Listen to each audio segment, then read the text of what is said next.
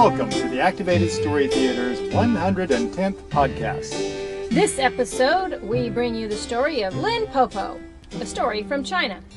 Hi, I'm Dennis. And I'm Kimberly. Together we are the Activated Actors. We are coming to you from Dedham? Somewhere in Massachusetts. I think we're in Dedham, Massachusetts. It's kind of just a stop in between our shows this week. We are just performed in Revere. We're on our way to Quincy, Massachusetts, and Abington for final summer reading programs. Might have another show in New Jersey coming up. Stay tuned. We definitely have some shows coming up in Delaware at the Wilmington Library and National Theater in D.C. Those shows will be in October. Most everything else during the school year, though, is private and not open to the public. But we do have some shows coming up, so would love to see you at a show. And, we just been hanging out this week. Yeah, just, hanging out by our knees from a trapeze. In the breeze, pretty as you please. we took a trapeze class.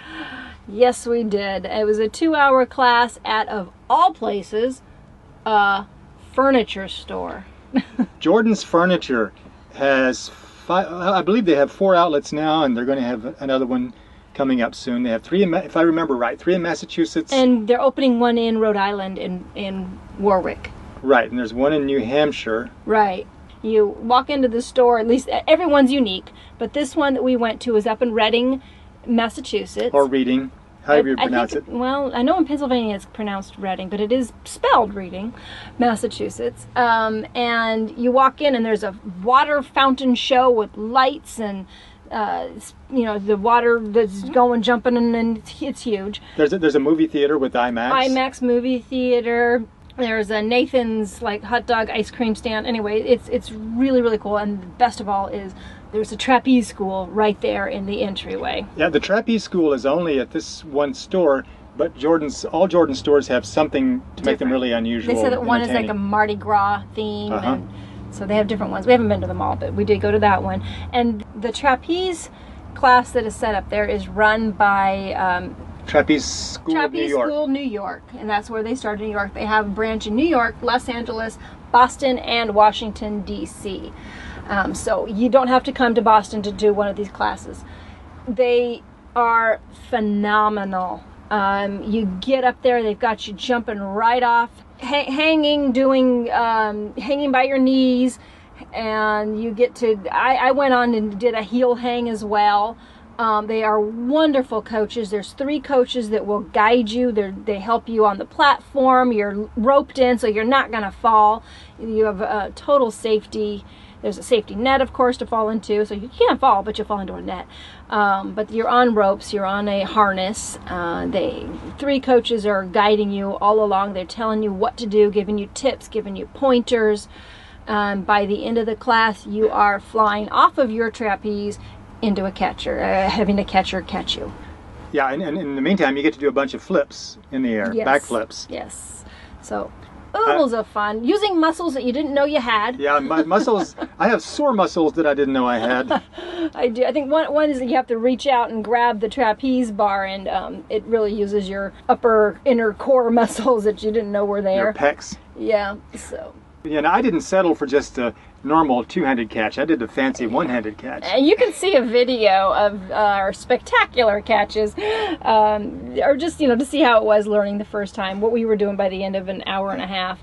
We do have a video of it up. I'll put a link into that from our show notes. And the show notes you'll find at activated.libsyn.com. So, lots of fun. Highly recommend. Find a trapeze class. Go have fun. It's something I wanted to do ever since I was a wee one. Okay. Okay, that's our news for the week. We've been just really busy doing shows across New Jersey, Massachusetts, and so that's what we've been up to. And we did catch up with our son Zephyr recently, yes. and we're hoping to get him on a podcast. Yeah, we'll probably have him on the next podcast. He, by the way, is going to be doing a Captain Jack Sparrow appearance at a library that's going to have him on a train. He gets to ride a train. Wow, I'm jealous. For the summer. Yeah, doesn't that sound like fun? The summer reading program, the reward is they get to do a train ride. And Captain Jack will be there. And that's out of Clinton, Connecticut, that he'll be doing that program. But so he's still doing Captain Jack Sparrow impersonations and appearances at libraries and various locations. So he's still active and doing doing activated stuff. So we have a story for you. This story is called Lin Po Po. But first of all, I want to give a shout out to a listener who came to one of our shows this year in Massachusetts. A big wave. Hello to Hannah. Say hi to Hannah. Hi, I'm waving. Thanks so much for coming to the show. We had a great time after the show as well. We did a workshop, and she was part of the workshop where we did some theater arts, and we had a lot of fun with the kids doing theater and clowning around. This episode, the story is Lin Po Po from China. Long, long ago, in China, there lived a mother with her 3 kids. They lived out in the country, a few miles from the children's grandmother, who lived in a little house by herself, which in a story like this is just asking for trouble. Now, children, today is your grandmother's birthday, and so I'm going to take her this little basket full of goodies. We want to go with you, Mama. Sorry, dear, but I'm going to ride my horse, which is why I have on my Red Riding Hood. Your grandmother made it for me. I'm afraid the horse can't carry us all. Aww. But don't worry, I'll tell her that you wish her a happy birthday and give her a kiss. That's why you want to go, isn't it? Yeah, sure. Her delicious home-baked gingerbread men have nothing to do with it. Now, while I'm gone, you must all behave yourselves. We will, Mama, don't worry. And mind your manners when you eat lunch. Sometimes you eat like 3 little pigs. Don't worry, Mama. And whatever you do, don't let any strangers in. They might huff and puff and blow the house down. Don't worry, Mama. We're fine, Mama. So the mother left for the grandmother's house. Yay! Time to party! But as it happened, there was a big bad wolf who lived nearby. It was a very multicultural neighborhood. And this wolf was watching and saw the mother leave. So, she must be planning to be out for a while since she's riding a banquet, or a horse as they call it. I just might be able to get 3 little happy meals out of this. But how will I get inside? I know. I'll disguise myself as their Po Po, their grandmother, who lives in the house down the road near where that pesky woodsman is always wandering around. I'll just pluck some leaves and grass and petals and twigs and make a grandmother disguise out of them, and those kids will never know the difference. Especially if I wait until dark. And so he did. And after it got dark, he knocked on their door. You little hors d'oeuvres, I mean, little kiddies, let me in. Sorry, we can't let strangers in. But I'm not a stranger. I'm your Po Po, your dear old granny. Do let me in, so I can give you a good hug and a kiss and bite off your head. I mean, a pat on the head. Granny?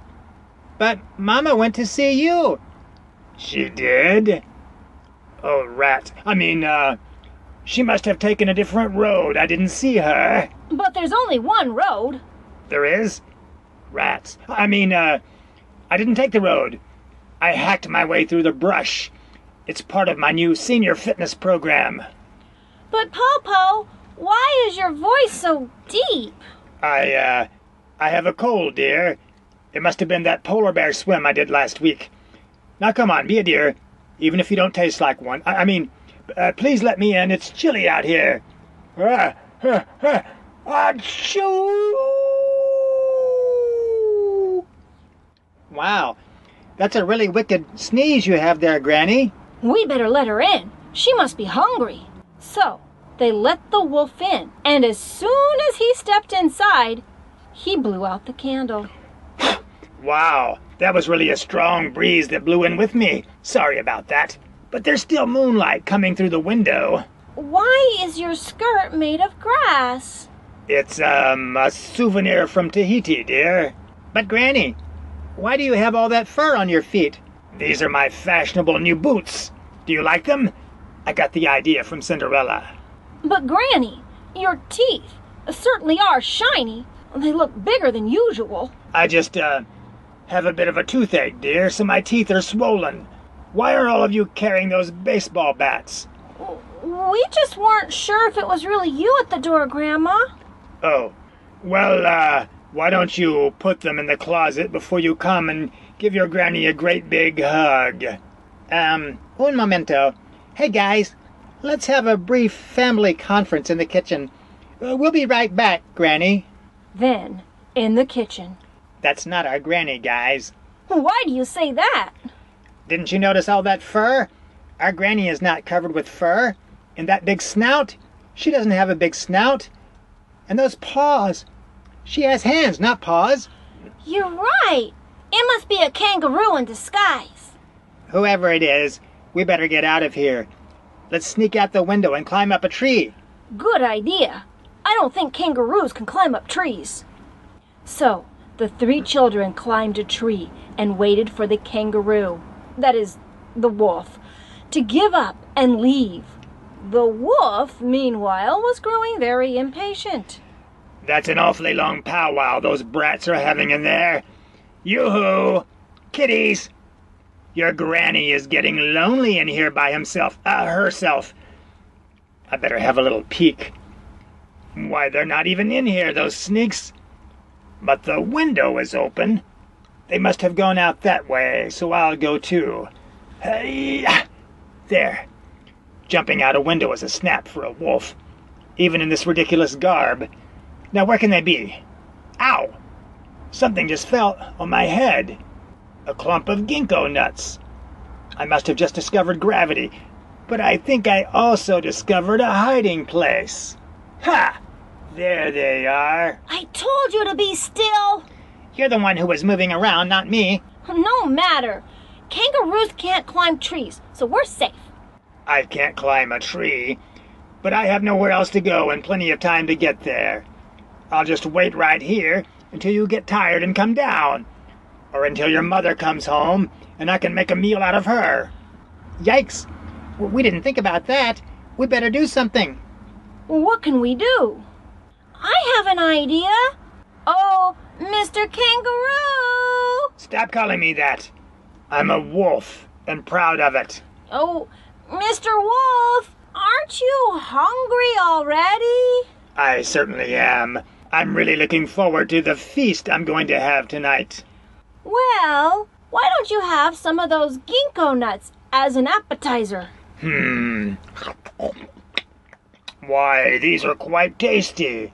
Thank you, that's very considerate of you. Wouldn't you like to have more? I certainly would. Throw some more down to me. Maybe if I eat enough of them, I won't be hungry enough to eat you. Yeah, right. Oh, we can't throw any down. We might fall and hurt ourselves.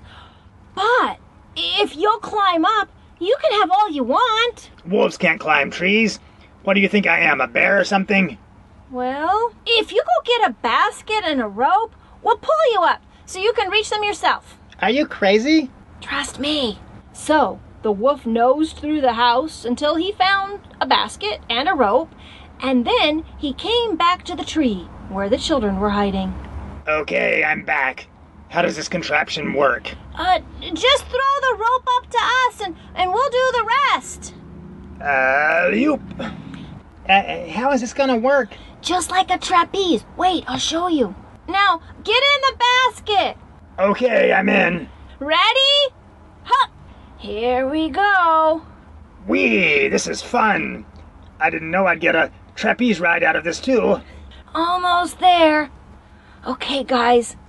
Let go. Good thinking, we got him. Yes. Now, we better get inside and clean up before Mama gets home. She'll think a kangaroo's been inside or something. And that's the story of Lin Po Po from China. Lin Po Po is Chinese for forest grandmother.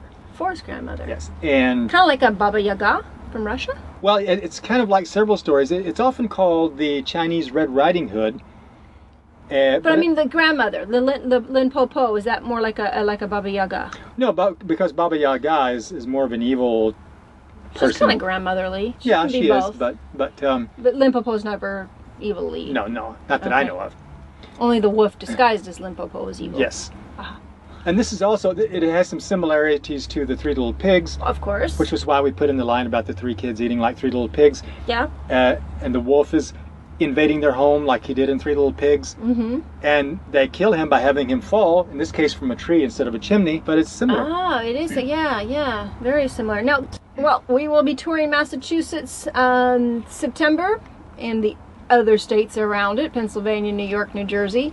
If you have a school that might be interested in a program up anywhere in the Northeast from Maine to Virginia, have them give us a call. We would love to come visit you at your school. And you can find us on our website. That's activatedstorytheater.com. Or give us a call at 800-429-6576. And if you see us in our RV and our trailer driving by, give us a honk. Well, talk to you next time. Ready? Hup! Activated Story Theater is committed to bringing fun, educational shows to schools and libraries nationwide. On stage, we use physical comedy, American Sign Language, imaginative props, and a giant, oversized book to bring multicultural folktales to life. For booking information, check out our website, activatedstorytheater.com, where you can also find out when the activated actors will be performing near you, read a story, or order one of our audio CDs. You can subscribe to this podcast on iTunes or listen on Stitcher. We look forward to your comments and folktale suggestions. Stay activated. Until next time.